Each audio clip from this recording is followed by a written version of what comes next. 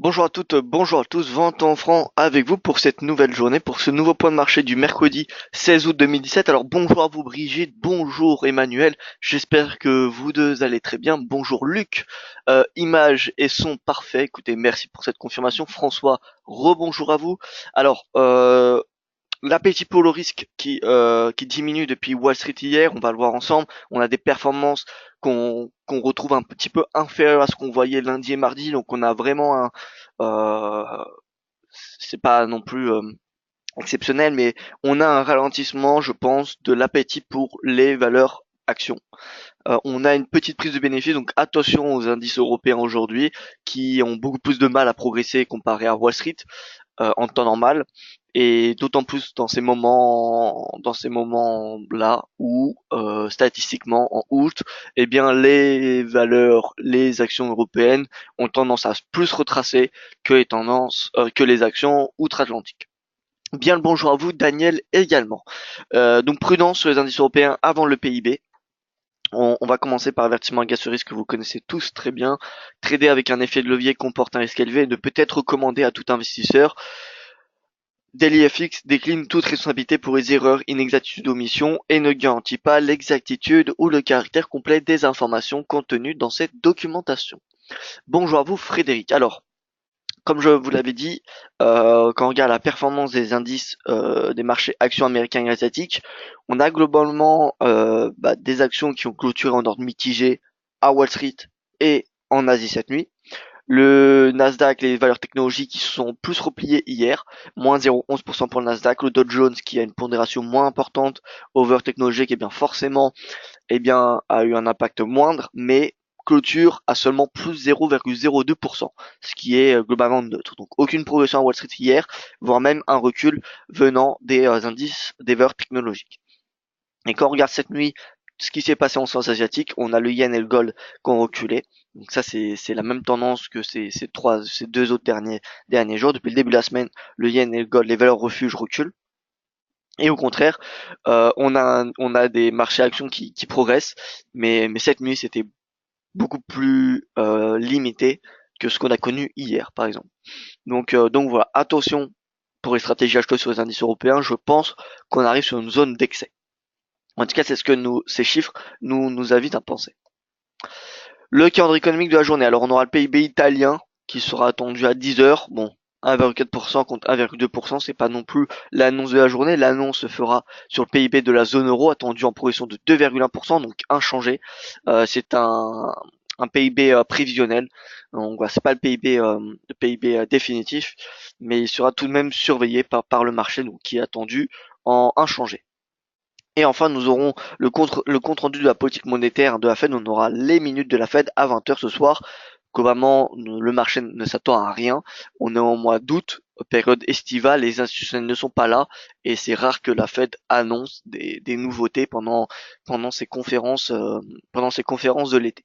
Donc concrètement, rien de spécial qui est attendu ce soir. Peut-être qu'il y aura un regain de volatilité, mais ça devrait être un regain assez moindre comparé à ce que l'on voit dans les minutes de la Fed en juin, en mars ou en décembre.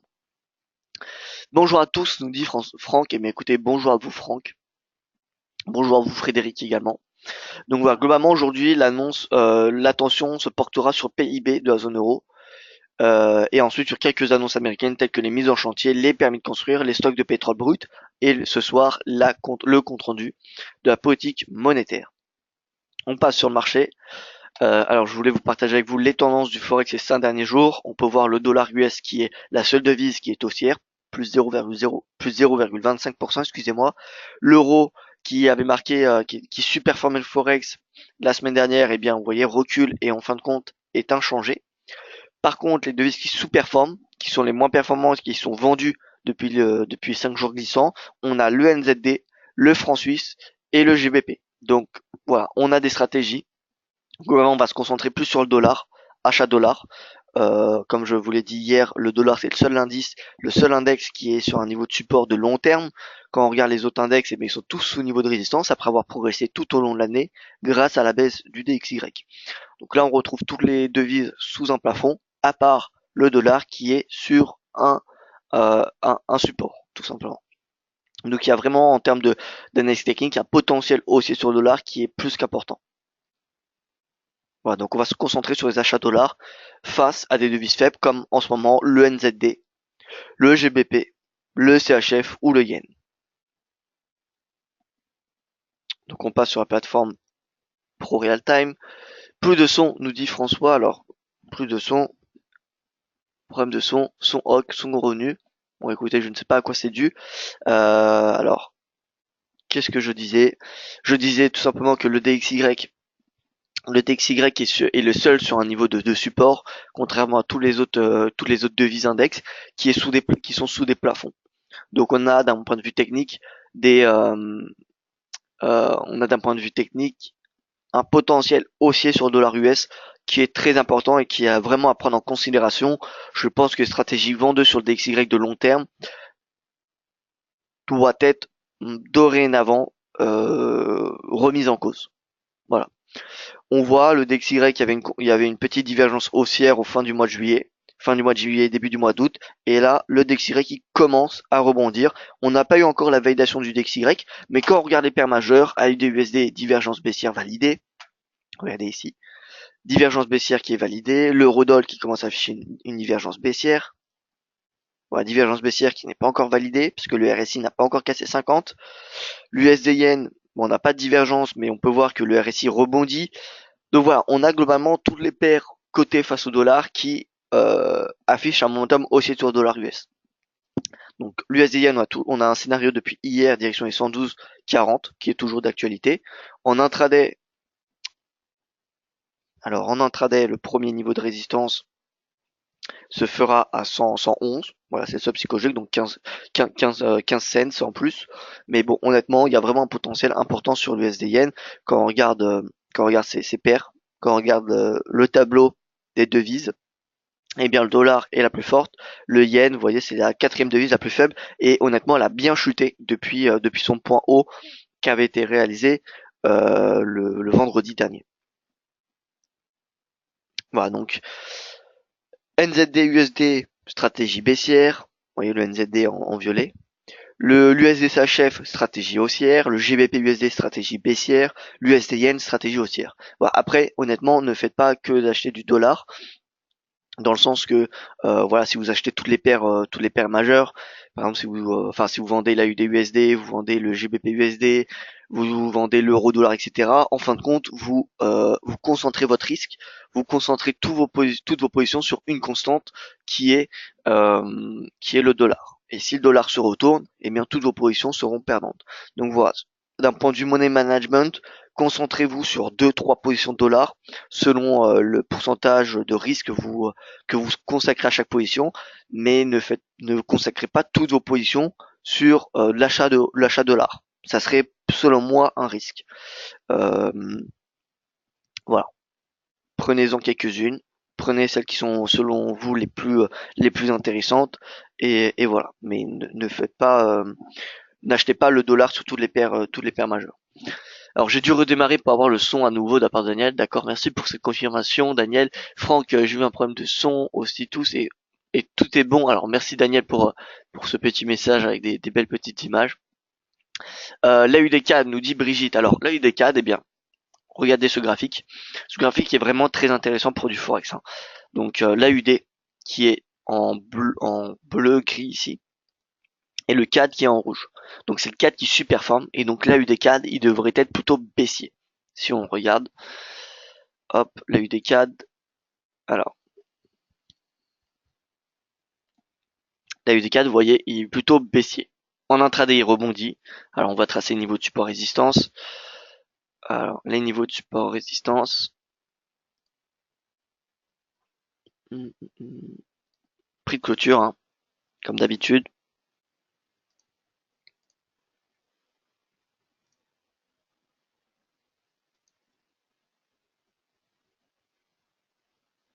Voilà, bon je vais pas en tracer non plus des dizaines. On a déjà pas mal. Donc voilà, il y a eu un rebond sur les 0,99 à 1 en fait. Donc là on est sur un niveau important, on est sur un seuil psychologique très important. A priori, on a une sous-performance du CAD en intraday, ce qui explique de la UD en intraday, ce qui explique la hausse du cours aujourd'hui. Ce qui a un peu de sens dans le sens que le CAD est amené à baisser étant donné que le pétrole baisse. Le pétrole il baisse et donc on a le CAD qui est pénalisé par cette baisse du pétrole. Donc moi j'ai plutôt, si j'avais un avis sur la UD CAD, même si à court terme je pense qu'entre la UD et le CAD les tendances se valent, dans le sens qu'on n'a pas vraiment, la UD n'est pas une devise extrêmement forte à très court terme, le CAD non plus. Donc voilà, on n'a pas vraiment de tendance sur la UD4. Mais si je devais avoir un scénario, j'aurais plutôt un sentiment bullish, un sentiment haussier sur la UD4, et donc le prochain niveau de résistance serait donc les 1,0083, comme vous pouvez le constater ici. Hop, voilà, on va mettre un joli code couleur. Voilà, donc journalier, on va se mettre sur 6 mois. Voilà, donc pour moi, il y a un potentiel haussier jusqu'à 1,008. En tout cas, tant que le pétrole est orienté à la baisse, vous voyez, le pétrole a bien reculé quand même depuis la semaine dernière. Il est passé de 50 à 48 $. Donc c'est un repli de 4%. Donc le pétrole qui recule, ce qui pénalise le dollar CAD, et ce qui est au bénéfice de l'AUD. Mais l'AUD, concrètement, il n'est pas très haussier. Hein. Quand on le regarde, cet AUD, il est simplement, vous voyez, c'est pas la devise la plus haussière. Donc à la rigueur, si vous voulez shorter de l'AUD, si vous voulez shorter du CAD, autant acheter l'USD CAD. Ce qu'on fait depuis maintenant 2 semaines et qui est une stratégie plutôt gagnante. Donc voilà. Est-ce que Brigitte, est-ce que vous préférez vendre le CAD ou acheter la UD? Selon ce que vous me répondez, eh bien on pourra plus orienter cela. Mais voilà, la UD CAD, honnêtement, c'est deux devises qui sont pour le moment assez plates. Il n'y a pas vraiment de tendance qui explique le no momentum. Donc voilà, l'USD CAD, potentiel haussier. On a eu un premier objectif à 1,2717. Prochaine résistance qui était à 1,2765 qui a été atteinte. Maintenant, honnêtement, comme je vous l'ai dit, et comme je le dis dans mes articles, la UDK, le potentiel, il se fait jusqu'à 1,30, comme l'a très bien dit François il y a 2 semaines. Voilà. On a un auditeur qui a dit 1,30. Oui, honnêtement, je partage cette opinion-là. L'USD, je crois au rebond du DXY, qui pourrait avoir lieu au moins jusqu'à 94,71. En tout cas, c'est la première résistance que je constate, première résistance importante. Et donc il y a vraiment un potentiel haussier sur le DXY, un potentiel baissier sur le CAD venant du pétrole, et donc le SD CAD 1,30 c'est juste un objectif très intéressant. Quel est ce graphique avec toutes les devises, nous dit Daniel. Alors c'est un graphique qu'on peut retrouver sur la plateforme TradingView, et vous tapez toutes les devises index. Donc EXY, ZXY, AXY, BXY, JXY. Donc prenez une capture d'écran de toutes ces tickers. Vous voyez, c'est 8 tickers qui sont les 8 devises majeures. Et ensuite, eh bien, vous les comparez. Donc vous mettez une devise ici, EXY, et ensuite vous cliquez sur comparer. Vous allez dans l'onglet compare, note et pas add symbol, excusez-moi. Compare, et là vous ajoutez donc DXY, entrée, etc. Et vous ajoutez tous ces tickers. Voilà. Et donc voilà, donc j'essaie de garder un même code couleur à chaque fois pour que ça soit un petit peu logique. J'ai essayé de trouver des couleurs logiques. Si elles ne le sont pas pour vous, eh bien écoutez, tant pis. En tout cas, j'essaie de poster ce graphique-là régulièrement sur Twitter. Je pense le faire tous les jours, mais bon, tous les jours, il n'y a pas grand-chose qui change. Mais en tout cas, une fois tous les 2 jours, je pense que c'est assez intéressant. Et donc là, on a les tendances à court terme, les tendances à moyen terme. Voilà, les tendances à moyen terme, donc on a, vous voyez, on a le DXY qui est largement vendu. Et on a donc le CAD, l'euro, le dollar néerlandais et le dollar australien qui est très acheté. Et à long terme, donc sur un an, vous voyez que l'AUD, le CAD, le NZD, le GBP et le dollar sont achetés. Mais la plus achetée, c'est quand même l'euro, de loin. Et la plus vendue, c'est le yen. Voilà. Donc ça va permettre d'avoir ces stratégies court, moyen ou long terme, ce type de graphique. Franck qui nous dit, je voulais savoir quand nous voyons les positions des particuliers sur IG Market, les institutions sont-ils aussi prises en compte? Alors bien évidemment que non, Franck, hein, les institutionnels ne sont pas pris en compte. Alors est-ce que vous voulez parler du SSI? Bien évidemment que ce soit chez IG ou chez tout autre broker, normalement les institutionnels ont une part de confidentialité très importante, et donc forcément les particuliers, enfin ceux qui ne travaillent pas chez Gmarket, enfin, personne ne peut avoir accès aux positions des institutionnels, bien évidemment. Et ça, que ce soit chez IG ou chez des autres brokers que je ne citerai pas, mais que vous connaissez tous. Voilà, c'est assez évident. C'est vrai que c'est une question qui est légitime, hein, mais en fin de compte, quand on y réfléchit, c'est logique que les institutionnels que les brokers ne peuvent pas dévoiler les positions des institutionnels, de leurs clients institutionnels. Voilà.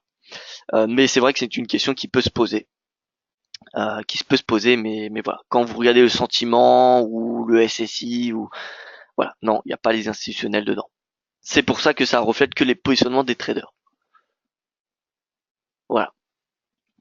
Et puis en plus, ça comment dire, ça biaiserait un petit peu l'indicateur sentiment parce que les institutionnels envoient des volumes beaucoup plus forts que les particuliers. On parle pas de un ou de l'autre sur les institutionnels, mais on en parle plutôt des millions, voire quelques milliards, hein. Je vous rappelle, le Forex, c'est 5000 milliards de dollars échangés par jour. 5000 milliards de dollars. Voilà. Donc c'est énorme. C'est énorme. Donc c'est pas les particuliers qu'il faut 5000 milliards. Pour vous donner un ordre d'idée, Euh, pour vous donner un ordre d'idée, on va dire que les particuliers, ça doit être environ 50 milliards par jour sur le Forex. 50, 70, avec grand maximum 100 milliards. Mais il y a pas il y a pas plus, hein. C'est pas énorme euh, l'importance des traders. Il y a beaucoup de traders particuliers, mais forcément les volumes sont beaucoup plus faibles que les traders institutionnels. Et il n'y a pas que les traders institutionnels, il n'y a pas que les institutionnels qui utilisent, hein, ce forex, hein. Par exemple, quand quelqu'un, si nous Européens allons aux États-Unis, nous aurons besoin de dollars, et bien quand on va faire le taux de change, c'est pas un trader qui va trader. Enfin, il n'y a pas un but de spéculation derrière cela. C'est juste une nécessité d'avoir du dollar et donc ce professionnel achète ou vend sur le forex et donc participe indirectement à ce volume sur le forex. On a également par exemple, euh, imaginons, eh bien écoutez, alors j'ai envie de donner un exemple un peu concret. On a Sanofi, donc le laboratoire français, qui achète une filiale américaine.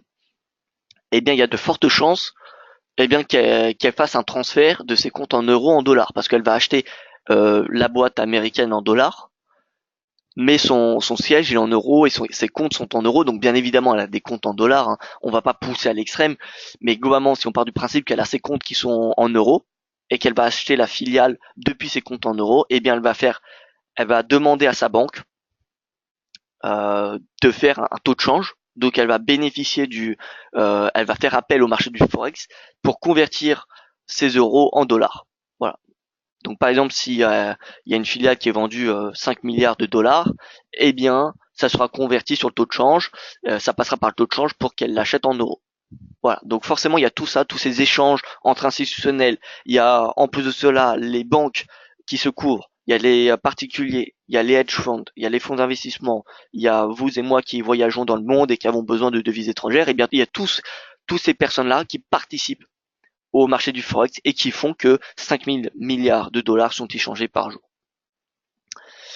Euh, mais la question de déduction les institutionnels pourraient-ils faire la pluie et le beau temps sur le marché car ils pourraient euh, alors si vous voulez connaître un petit peu le positionnement des institutionnels, vous avez le rapport COT, C-O-T. Voilà, le rapport COT, donc Commitment of Trader, donc voilà, il y a une présentation de Yoav Nizar en 2016, vous voyez, comme quoi. Donc en fait, ce rapport-là, il est publié par la bourse américaine, enfin, depuis la bourse américaine, et donne le nombre de positions, donc des traders non commerciaux, donc les spéculateurs, c'est-à-dire les spéculateurs, les commerciaux, les institutionnels, les petits spéculateurs, donc vous et moi. Voilà, donc là on a les non commerciaux qui est tout simplement le bureau de change, la banque qui cherche à se couvrir. Euh, enfin non, pardon, toutes ces personnes qui ne sont pas, ça c'est les catégories qui sont commerciaux, pardon. Commerciaux, c'est les banques qui cherchent à se couvrir, etc., etc. Les spéculateurs, ça va être les fonds d'investissement. Les banques, en termes dans leur service de trading, eh bien, ça va être les spéculateurs. Donc voilà, c'est les gros volumes qui sont envoyés depuis ici. Les commerciaux, eh bien, c'est les banques comme Total ou les banques, les entreprises internationales qui font des achats, des transferts, des échanges dans d'autres devises et qui font donc appel au forex. Et les petits spéculateurs, c'est vous et moi. Voilà. Donc si vous voulez connaître les rapports, le rapport qui est publié, il me semble, toutes les semaines, une fois par semaine, c'est le rapport Cote. Il y a des indicateurs qui sont dessus.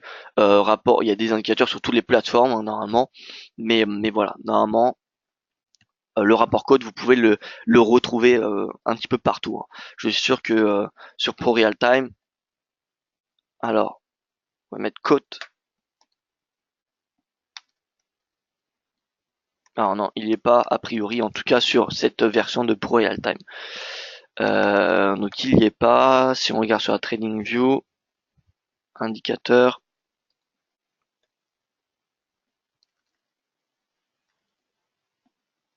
voilà, Commitment of Trader.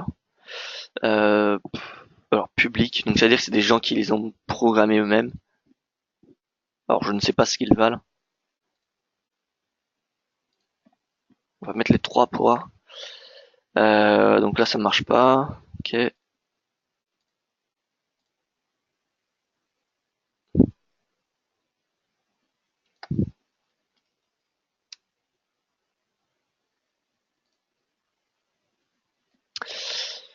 Euh, hum,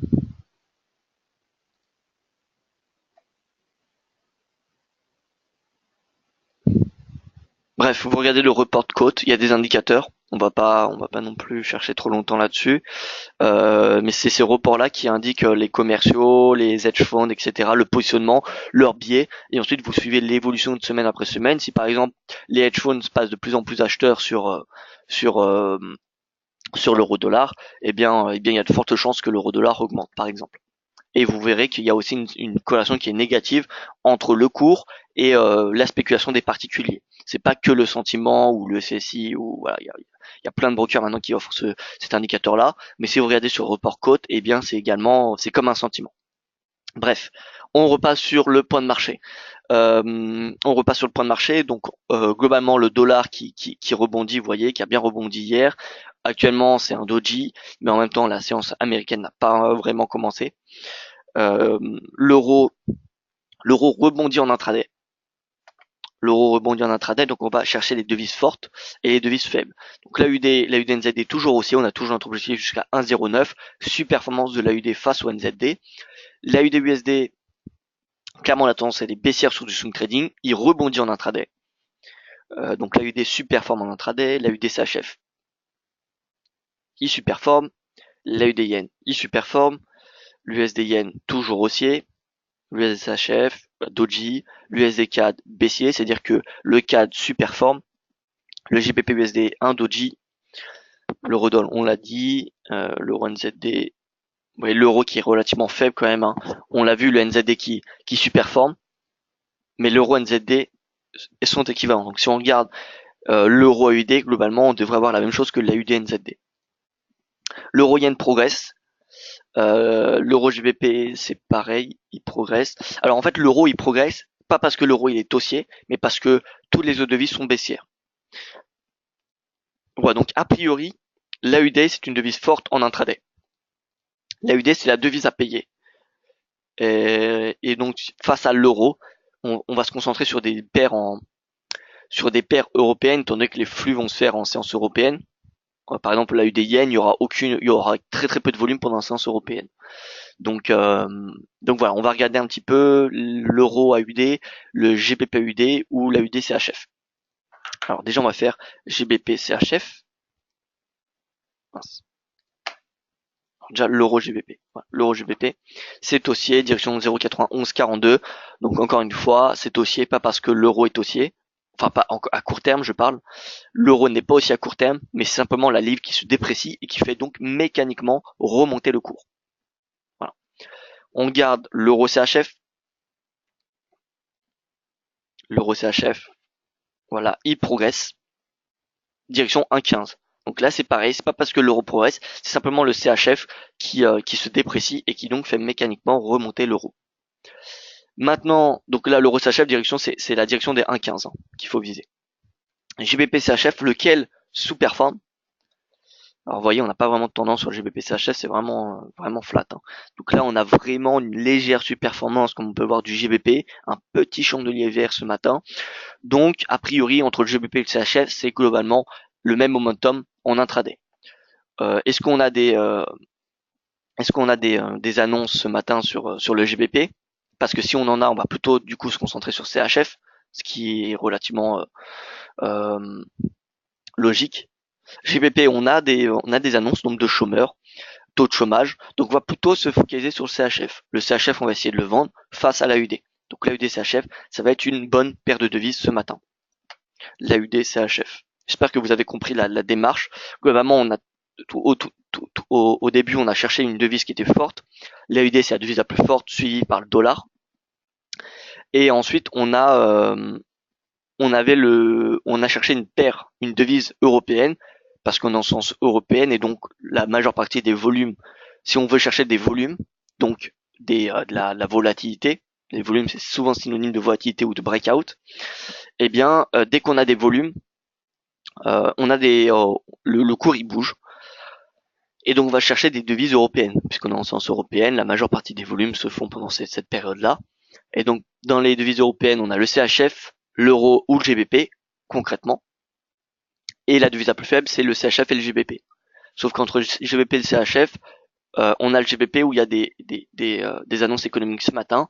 Donc pour diminuer ce risque venant des annonces économiques, eh bien on va garder la constante qui est le CHF. Donc là, des CHF, ça va être une devise intéressante. Donc on avait déjà une stratégie acheteuse qui n'avait pas été bien placée, direction des 0,78, mais là on peut réitérer le scénario à l'achat, direction en intraday, la moyenne mobile à 20 jours, telle que les 0,7662 francs suisses pour 1 dollar australien.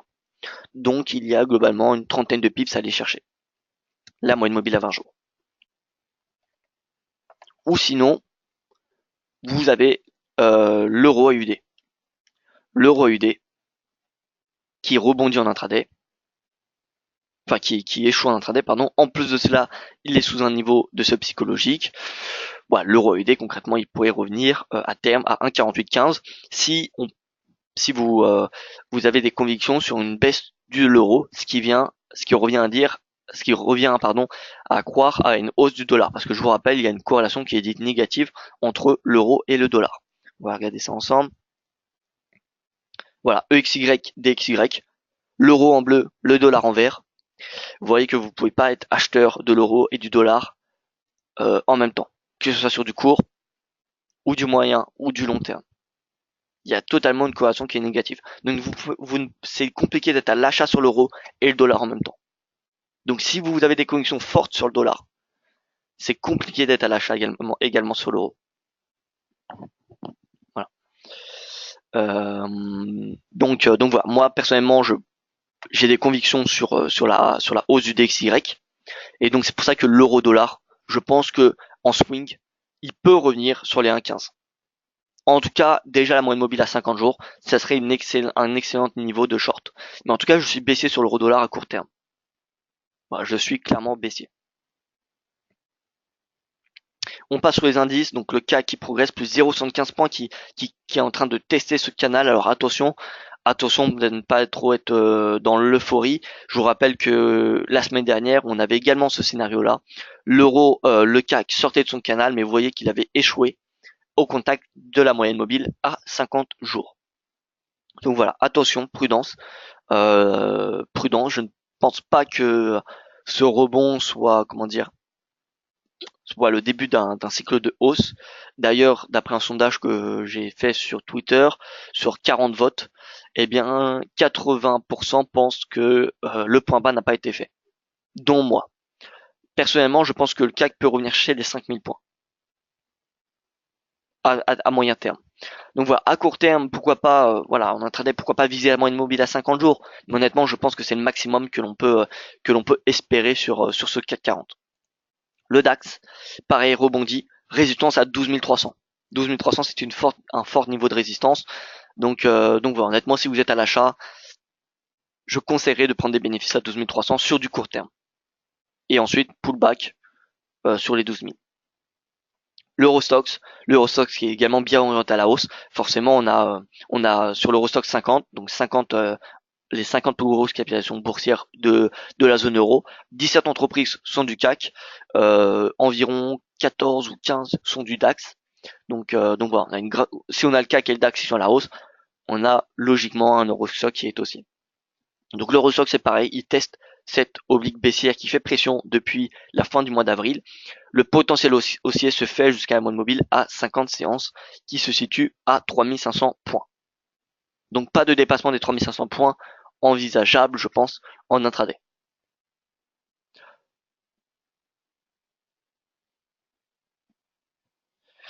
Donc voilà, personnellement mon biais il est haussier sur les indices européens à court terme, sur de l'intraday, mais honnêtement à moyen terme je garde toujours un avis baissier, je pense que le point bas n'a pas été fait.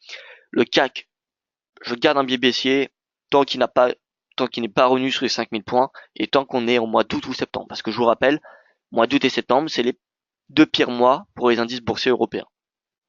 Voilà, donc ça faut garder ça en tête. Et je pense qu'avoir une stratégie haussière sur les indices européens, direction les 3650, bien que ça offrirait un rendement, une stratégie particulièrement intéressante, eh bien je pense que ce n'est pas le bon timing. À la rigueur, en fin septembre, oui, pourquoi pas. Et au contraire, je serais d'avis à avoir une stratégie haussière direction les précédents sommets. Mais aujourd'hui, en plein mois d'août, ça me semble peu crédible d'avoir un rebond de moyen terme. Le gold qui revient sur les 1270 $, le RSI qui s'approche de 50, on arrive, le gold qui teste également sa moyenne mobile à 20 jours. Concrètement, là on est sur une zone de rebond potentiel. Je ne dis pas que le gold va rebondir, mais concrètement on est sur un niveau de support fort. La dernière fois que le cours était sur un moyenne mobile à 20 jours, regardez, il avait rebondi. Et la dernière fois que le cours avait testé la 1270, il avait échoué. Donc là, on est sur un double niveau. Le RSI, pareil. La dernière fois qu'il était vers ce niveau de prix, c'était à ce moment-là. Et le cours a rebondi. Donc, avant d'adopter une quelconque stratégie de court terme, j'attendrai un signal aujourd'hui. Soit on a une cassure de la moyenne mobile à 20 jours, une clôture, parce qu'on peut avoir un faux signal ici, vous voyez. À ce moment-là, le 8 août dernier, on avait un chandelier qui était baissier, qui cassait la moyenne mobile à 20 jours. Et en fin de compte, pendant la séance américaine, ça a été repayé. Et on a eu ce rebond. Donc attendons vraiment la clôture, attendons demain avant de prendre une quelconque décision sur longues d'or. Si on a une cassure en dessous de la moyenne mobile à 20 jours et que le RSI casse 50, alors ce sera une stratégie baissière direction 1250. Maintenant, si on a un rebond, eh bien le gold ira chercher les 1292 puis 1300 $. Voilà. Donc globalement le gold on est sur un niveau critique et en intraday je n'ai aucune stratégie à vous donner.